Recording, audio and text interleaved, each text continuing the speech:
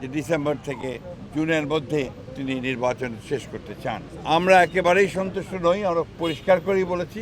আমরা আজকে সবাই এসেছিলাম প্রধান উপদেষ্টার সঙ্গে দেখা করে তাকে আমাদের উদ্বেগের কারণগুলো, কনসার্নগুলো আমরা জানিয়েছি এবং প্রধান যে বিষয়টি ছিল সেটি হচ্ছে যে নির্বাচনের সুনির্দিষ্ট রোডম্যাপ, যেটা আমরা বেশ কিছু কাল থেকেই বলে আসছি, সেই বিষয়ে তাদের সঙ্গে আমরা কথা বলেছি।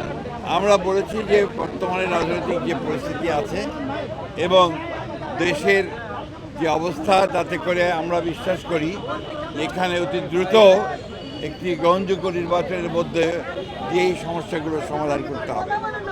একই সঙ্গে চলমান যে সংস্কার কমিশনগুলো করা হয়েছে, উদ্যোগ নেওয়া হয়েছে সরকারের পক্ষ থেকে, আপনারা জানেন যে আমরা সেগুলোতে সম্পূর্ণভাবে সহযোগিতা করছি। গত কয়েকদিন আগে আমাদের সেই সংস্কারের যে আমাদের মতামতগুলো আমরা দিয়েছি এবং আগামীকাল সম্ভবত আমাদের সঙ্গে বৈঠক আছে।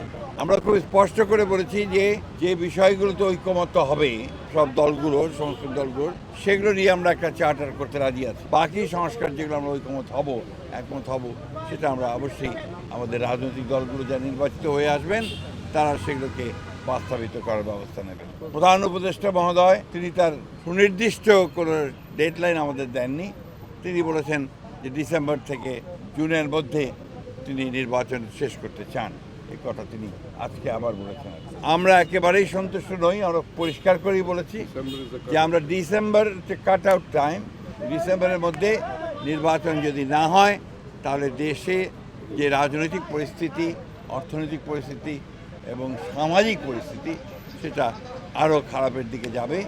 সেটা তখন নিয়ন্ত্রণ করা বেশ কঠিন হবে। তিনি এই কথা বলেননি যে ডিসেম্বরে হবে না, কিন্তু জুন পর্যন্ত নিয়েছেন। আমরা এই কথাটা পরিষ্কার করে বলেছি যে hour cut out time is